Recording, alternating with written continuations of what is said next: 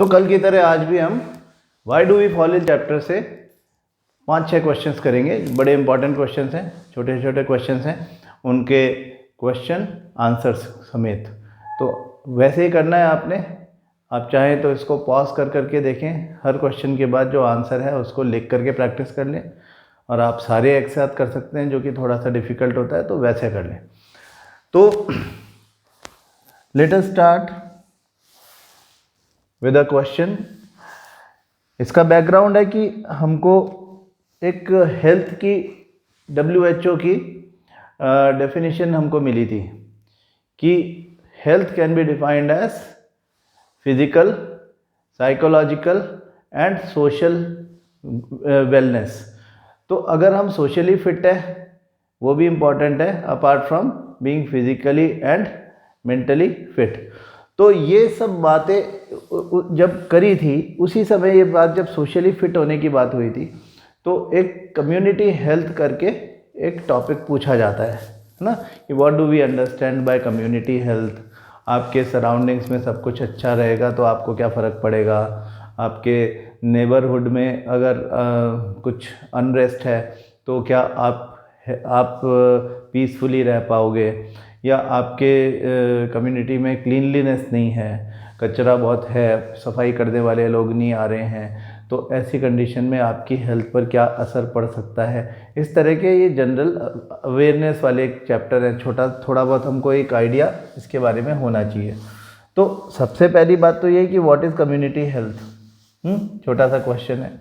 तो community health includes all those activities which individually and collectively contributes to improvement of the community।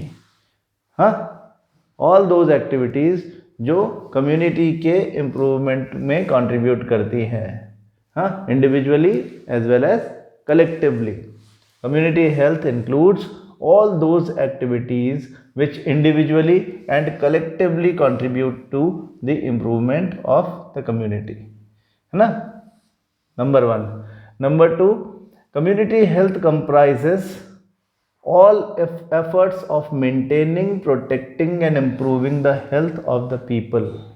हाँ, चाहे आप किसी checkup के लिए लोगों के कैंप लगा रहे हैं, चाहे आपने वैक्सीनेशन ड्राइव चला रखी है, चाहे आप क्लीनलीनेस पर काम कर रहे हैं, हाइजीन मेंटेनेंस पे काम कर रहे हैं, ये सब चीज़ें कम्युनिटी हेल्थ के लिए कंट्रीब्यूट करती हैं। ठीक है, तो community health is all those activities, community health includes all those activities which individually and collectively contribute to the improvement of the community, and community health comprises of all efforts for maintaining, protecting and improving the health of the people। How does personal health relate to community health? This is very important question, है ना, कि personal health पर community health का क्या फ़र्क पड़ने वाला है। Both community and personal health are important in making a good health। They are supplement with each other, मतलब they contribute to each other। We maintain personal health by keeping ourselves and our house clean and taking balanced diet। Further, to keep personal health we need healthy environment to interact with।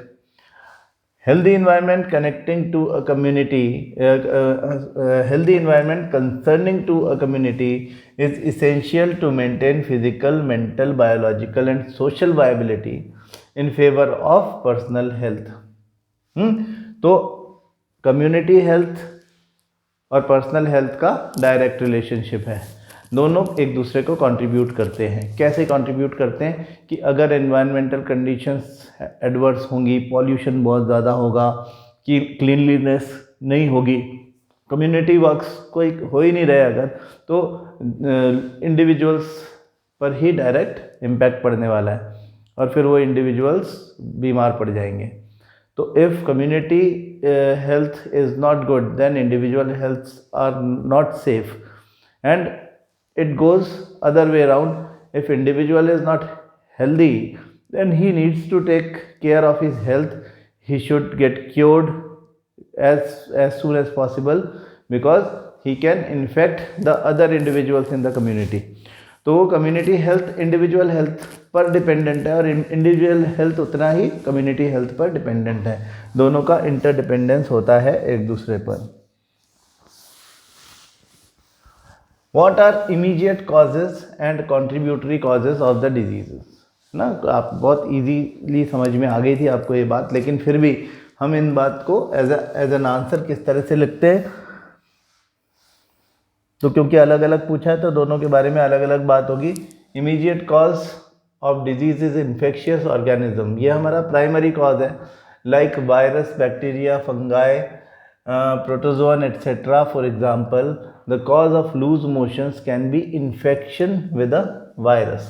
Here virus is the immediate cause of disease. हाँ, tuberculosis के लिए एक particular bacteria responsible है, तो tuberculosis यानी TB के लिए जो इमीडिएट कॉज है that is the bacteria bacillus tuberculosis. Contributory causes of diseases, बाकी सारे प्राइमरी कॉज एक ही होता है, बाकी सारे कॉन्ट्रीब्यूटरी होते हैं, है ना। सेकेंडरी, टर्शरी जितने भी आप बनाओ उन सबको आप कॉन्ट्रीब्यूटरी कॉज ही बोलोगे। तो poor health can be one reason, poor economic condition की पुअर हेल्थ है क्यों?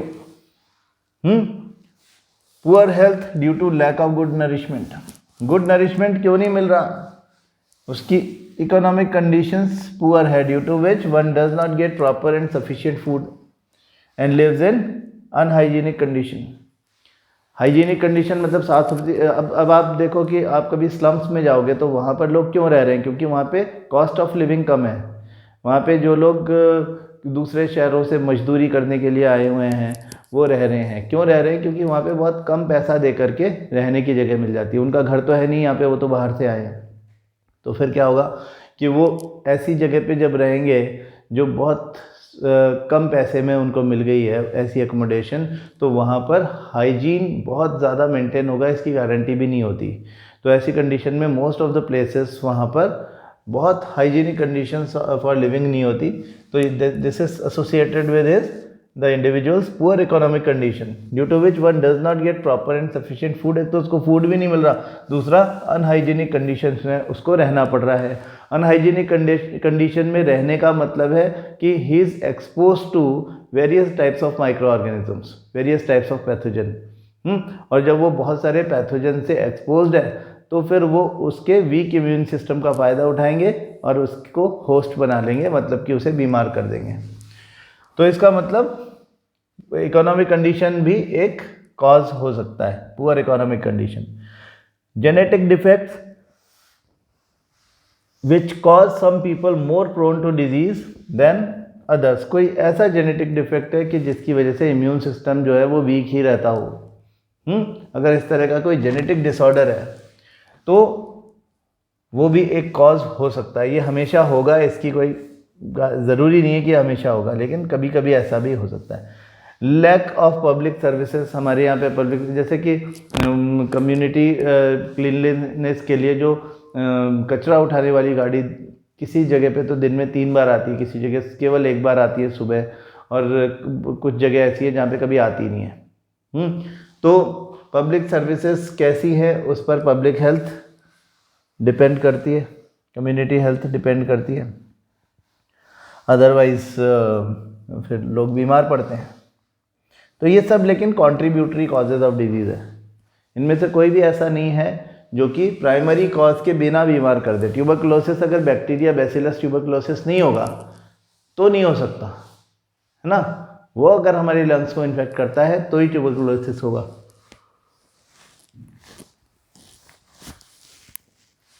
Now this is very common question कि कम्युनिकेबल नॉन कम्युनिकेबल डिजीजेज में डिफरेंस बताएं। तो ये तो हमेशा टेबुलर फॉर्म में बताना चाहिए, उससे ज़्यादा जल्दी से समझ में आता है कि आप क्या लिख रहे हो। तो these are infectious diseases, communicable diseases are infectious diseases, infectious causes उसके लिए रिस्पॉन्सिबल हैं। They are transferred from a patient to the healthy person. हाँ, नॉन कम्युनिकेबल या non infectious diseases, these are not infectious diseases and cannot be transferred from a patient to a healthy person। पहली बात में तो कोई doubt ही नहीं है, पहली बात तो ठीक है। they are caused, number 2, they are caused by pathogens disease causing organisms के थ्रू कम्युनिकेबल डिजीजेस कॉज की जाती हैं. They are not, non communicable diseases are not caused by pathogens. They spread through, communicable diseases spread through some agencies such as air, water, food, contact, insects, etc. They do not spread through any agency. They don't spread at all. That is why they are not communicable.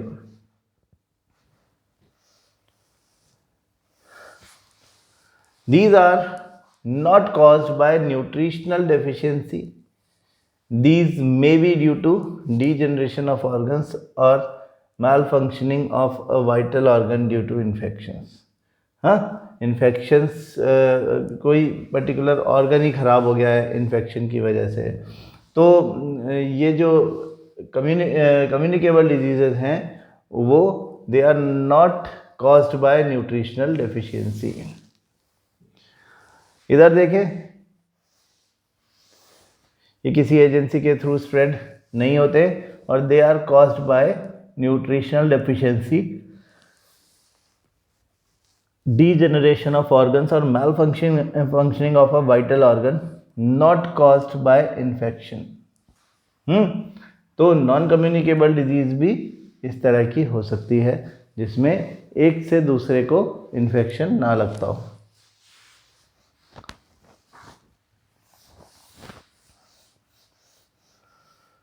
List any 3 reasons why you would think that you are sick and ought to see a doctor. हाँ, 3 regions, मतलब symptoms की बात हो रही है.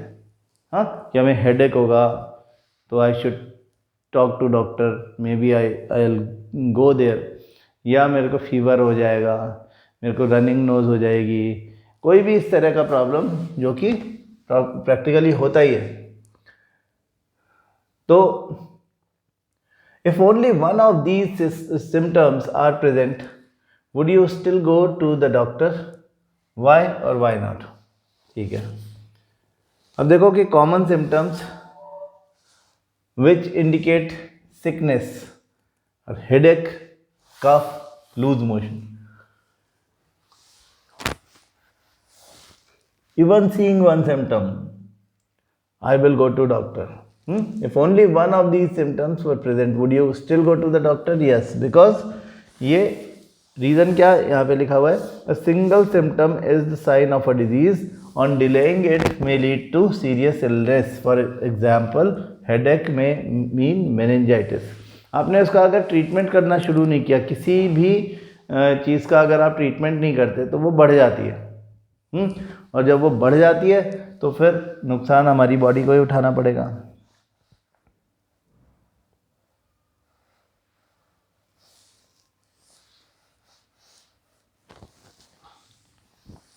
फिर देखो, in which of the following case do you think the long term effect on your health are likely to be most unpleasant.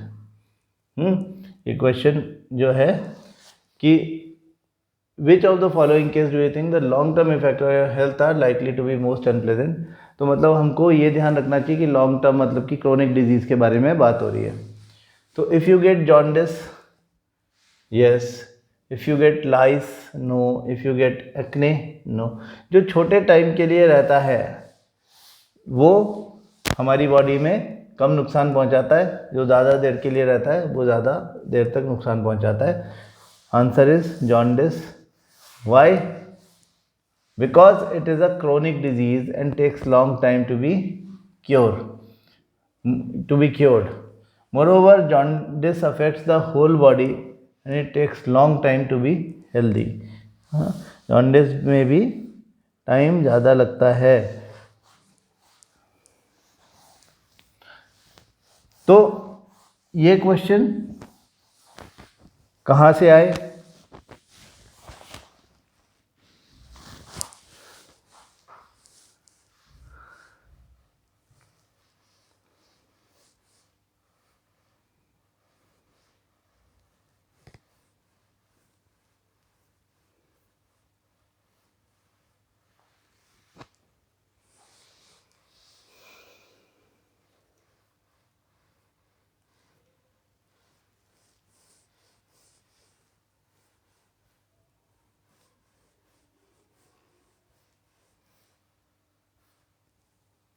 Start from the health, और आप नीचे जाते जाओगे तो आपको क्वेश्चंस ये सब मिलेंगे इन सब जगह पे।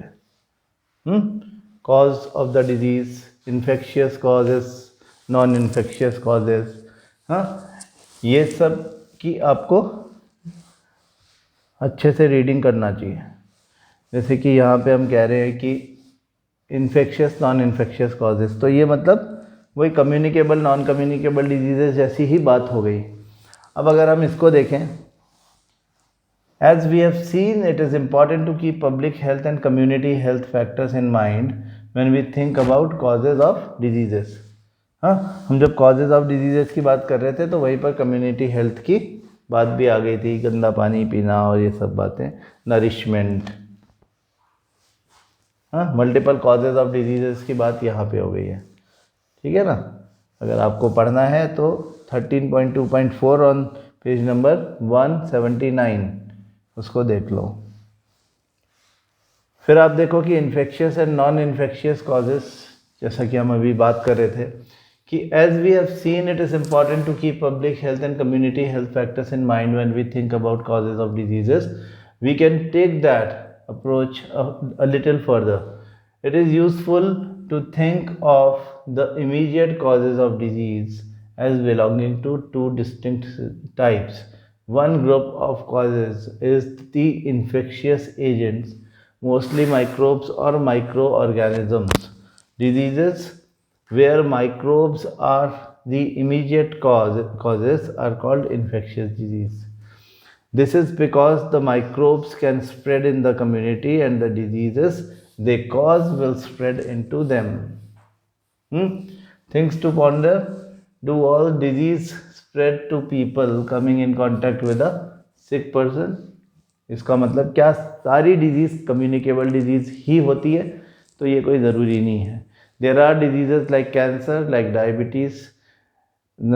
If you sit near the patient of that particular disease, you will not get infected, क्योंकि वो communicable disease है ही नहीं।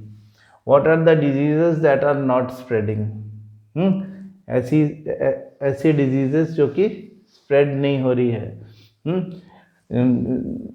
जिनको मतलब जो इन्फेक्शन के थ्रू एक दूसरे में नहीं जा रही है, ये सब नॉन कम्युनिकेबल डिजीजेज हैं जो कि साथ बैठने पर, साथ खाना खाने पर नहीं फैलता है। How would a person develop those diseases that don't spread by contact with a sick person? उसके लिए डॉक्टर को दिखा करके और फिर हम डॉक्टर से अपना प्रॉपर ट्रीटमेंट लेंगे। तो ये इनके डेवलप होने के लिए कुछ स्पेसिफिक टाइप के रीजंस हो सकते हैं। जैसे कि हमने कहा कि कोई जेनेटिक डिसऑर्डर है, जेनेटिक डिफेक्ट है, उसकी वजह से कोई ऐसा प्रॉब्लम हो गया किसी को, that can be one reason. उसके अलावा कोई पर्टिकुलर ऑर्गन फेलियर या कोई ऑर्गन डिसफंक्शन हो गया, जैसे कि लिवर का ख़राब हो जाना। हाँ, liver is not working properly. Why? Because the person was alcoholic, वो बहुत ज़्यादा अल्कोहल कंज्यूम करता था और एक पर्टिकुलर टाइम ऐसा है कि उसका लिवर जो था वो डैमेज हो गया। तो ये एक ऐसा कॉज है जो कि मतलब इन्फेक्शन किसी और से नहीं फैला है, आपने इंटरनली अपने आप को हार्म किया है। जैसे कार्डियक डिजीजेज होती हैं, नॉन कम्युनिकेबल है, दे डोंट स्प्रेड। हाँ, कि what are the diseases that are not spreading, मतलब these are the diseases which are inside us. हाँ, वो हमारी बॉडी के अंदर है, हमारी बॉडी के अंदर किसी पर्टिकुलर प्रॉब्लम की वजह से, वो जैसे कि कोई ऑर्गन ठीक से काम नहीं कर रहा, हमारा पैनक्रियास कोई एक एंडोक्राइन ग्लैंड है वो ठीक से काम नहीं कर रही, हमको सिम्टम डेवलप हो गए डायबिटीज़ के, हार्ट काम नहीं कर रहा, कार्डियक डिजीज़ हो गया। How they don't spread by contact with the sick person. हमको नॉन इन्फेक्शियस कॉजेज़ का ही यहाँ पे फोकस रखना है। On the other hand, there are also diseases that are not caused by infectious agents. Their causes vary, but they are not external causes like microbes and that can spread in a community. Instead, these are mostly internal non-infected causes. For example, some cancers are caused by genetic abnormalities. high blood pressure can be caused by excessive weight and lack of exercise. You can think of many other diseases where the immediate causes will not be infectious. तो ये अगर हम count करें, so we have 1 2 3 4 5 and 6. There are these 6 questions. ये आप आज ही तैयार कर लोगे तो अच्छा रहेगा. ठीक है, बाकी बातें कल की क्लास में. Thank you.